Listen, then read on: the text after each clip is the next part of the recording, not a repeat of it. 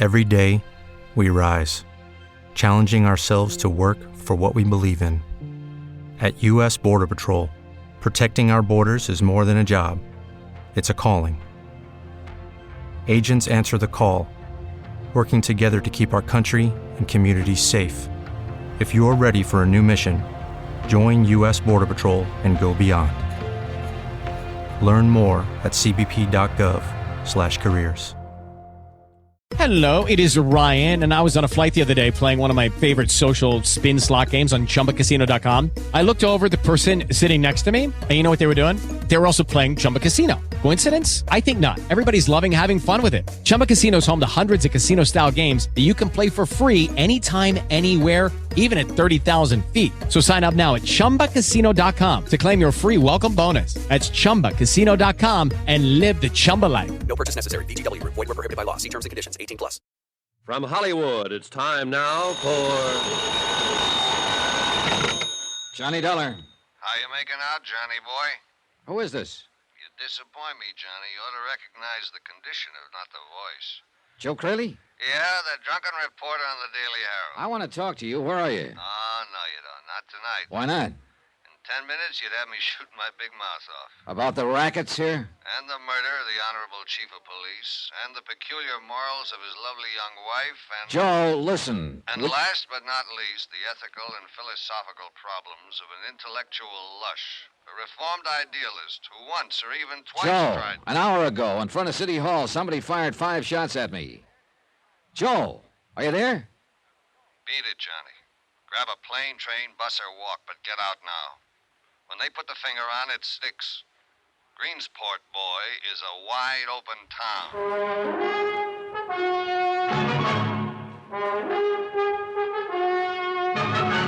Tonight and every weekday night, Bob Bailey in the transcribed adventures of the man with the action-packed expense account, America's fabulous freelance insurance investigator. Yours truly, Johnny Dollar.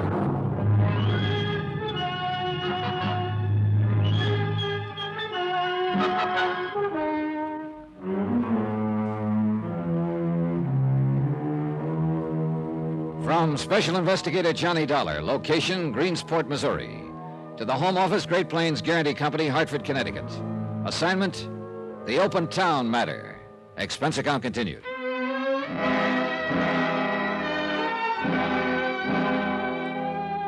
Item 7, $1.85, taxi to the home of the mayor of Greensport, Will Lyons.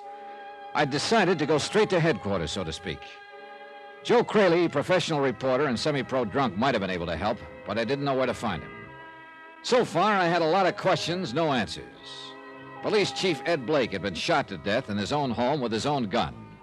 His young widow, Marty, and City Attorney Dave Sherman had been present and both told the same story, mysterious prowler. Supposedly, the prowler was Shorty Wells, an ex-convict with a grudge against the murdered chief. But Shorty was missing, and the case was at a standstill. So I went right to the top, to Mayor Lyons. Come in, Mr. Dollar. Come right in. Thanks. My wife is going out this evening, committee meeting at the Women's Club. We can talk here in the library, if you don't mind. All right, fine. Take a chair there. Yeah, well, Mr. Dollar, I will say it's a pleasure to see you safe and sound. Oh, you heard about the shooting, then? I heard the shots from my office. Then the acting chief of police phoned me a few minutes later. Well, does he know yet who did it? Not the slightest. There were no witnesses. At least none who cared to talk. Car took off at high speed and then just disappeared. Like Shorty Wells. Fine. I sympathize with your feelings, Mr. Dollar. I'd feel the same way if I'd been made a target of.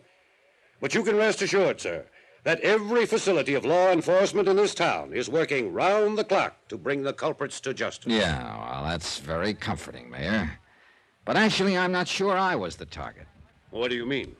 Well, when I left you and Dave Sherman and came out onto the sidewalk, Marty Blake was waiting for me in her car parked at the curb. She'd been there about 20 minutes, she told me. Yes, but whoever fired those shots had the setup planned, worked out. And I don't think they could very well have planned it for me. Why not? My schedule wasn't predictable enough. They didn't know when I'd leave City Hall, whether I'd be alone or not, or what I'd do when I stepped outside.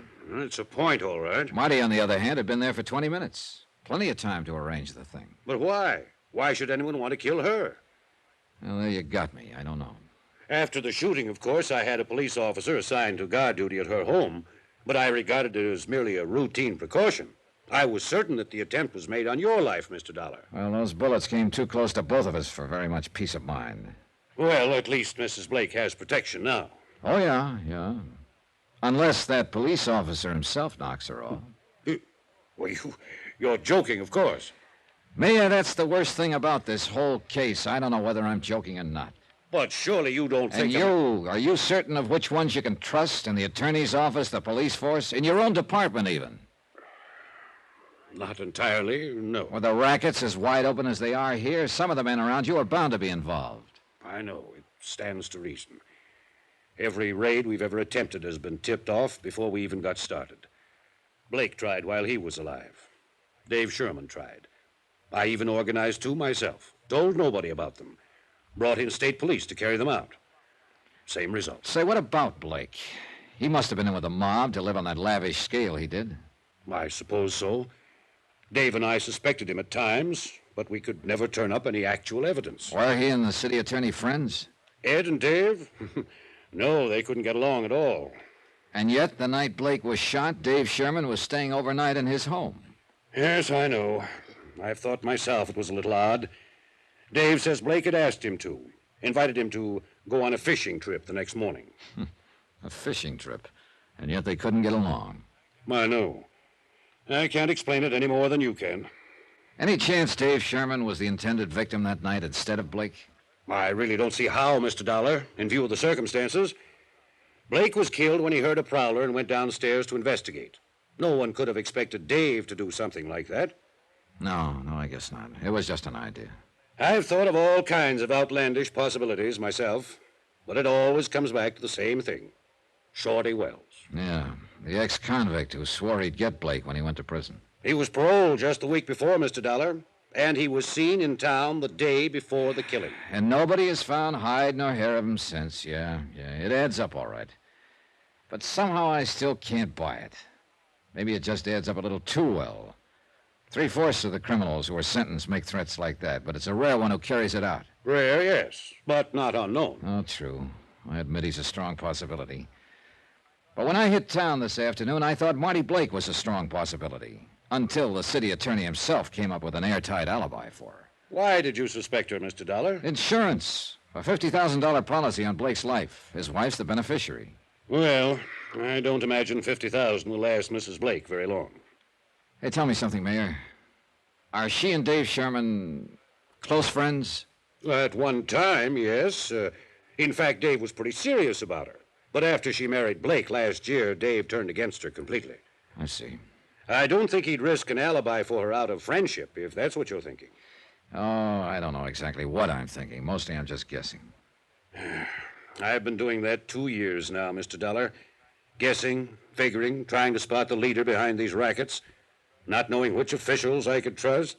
Mayor, is Dave Sherman one of those you can trust? I'm not sure.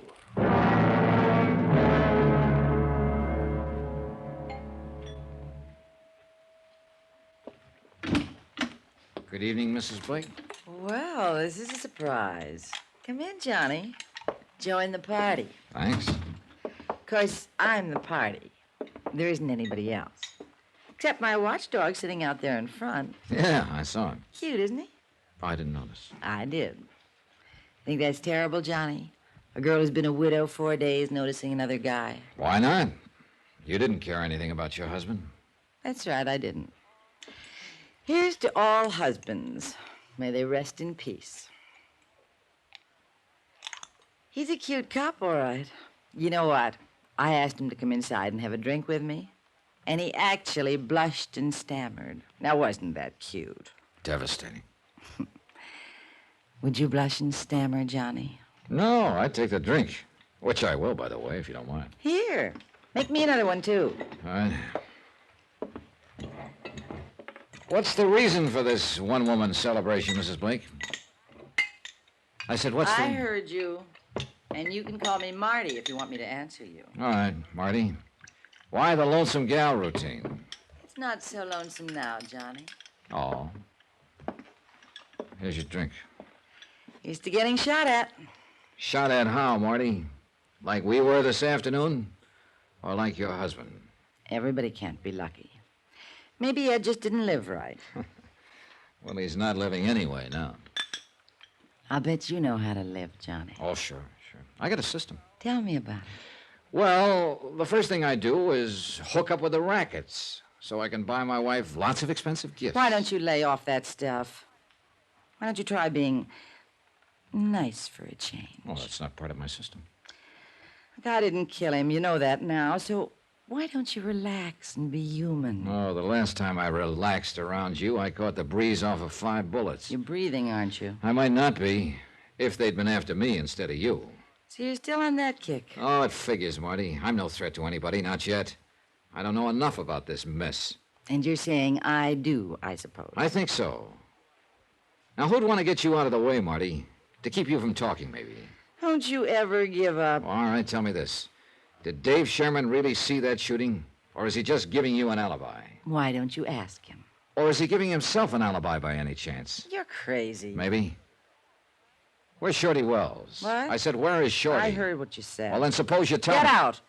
What are you so upset Get about? out of here right this minute. Get out, or so help me, I'll throw Take the- it easy, Marty. What's that cute cop going to think? I don't care what anybody thinks. You get out of here and get out fast. Item 9, $14.40. Drinks, tips, and transportation for a local expedition in plain and fancy pub crawling. I was looking for Joe Crayley, disillusioned idealist and erstwhile reporter on the Greensport Daily Herald. I found him on my 3rd martini. He was on his 7th. How, Johnny? How'd you do it? To what? How'd you find me? Called your paper. They gave me a list of your hangouts. I had 4 more to go. A reputation is a wonderful thing. Keeps you from staying off the straight and narrow. He's looking at you. Right. Joe, tell me about Marty. Tell you what about her? Everything you know. What for? She's got an alibi. Oh, yeah, I know all that. But you still won't give up. Well, she hates champagne, but she always orders it. Why? Because it costs more. I see. She's every man's dream, Johnny. A pink and gold doll in spangled tights, and she's a 4-star tramp. She's an ex-dancer, isn't she? She's an ex-lot of things. Ex-girlfriend of Shorty Wells. Ex-girlfriend... Girlfriend of Shorty Wells. Sure. Ed Blake took her away from him. That's why Shorty threatened to kill him. Said Blake was framing him. Maybe he was, I don't know. Anything could have happened with the police they got in this town. Crooked? Is that what you're trying to say? Some of them are that. The rest of them are useless. Like that business with the gun. What gun? That Ed Blake was shot with. They found it lying beside his body, his own gun. They just assumed he'd shot it out with the killer. It was 2 days before they realized he'd been shot with that gun. That Blake hadn't used it, the killer had. Wait a minute. Do you think Shorty Wells and Marty could have planned the thing together? Johnny, I wouldn't put anything past that dame. Why do you hate her so much, Joe? Guess again, my friend. I don't hate her. I'm in love with her, always will be. Joe. Yeah, before she met Shorty Wells, she used to be my girl. Gives you something to think about, doesn't it, Johnny?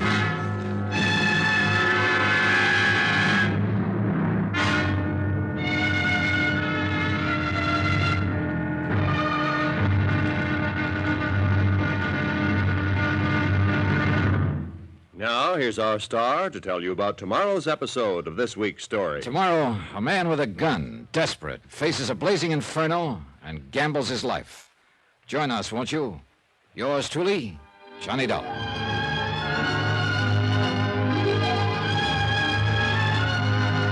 Yours truly, Johnny Dollar, starring Bob Bailey, is transcribed in Hollywood. Written by Les Crutchfield, it is produced and directed by Jack Johnstone.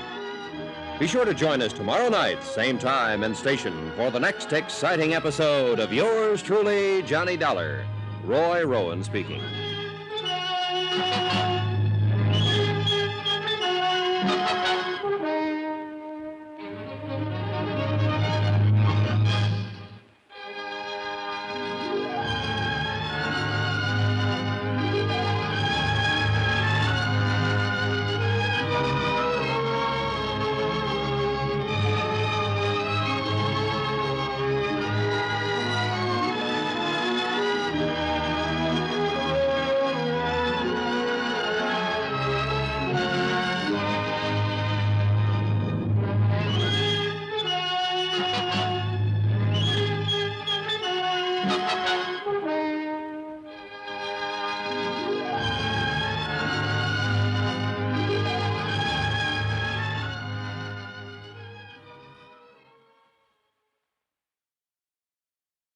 It is Ryan here, and I have a question for you. What do you do when you win?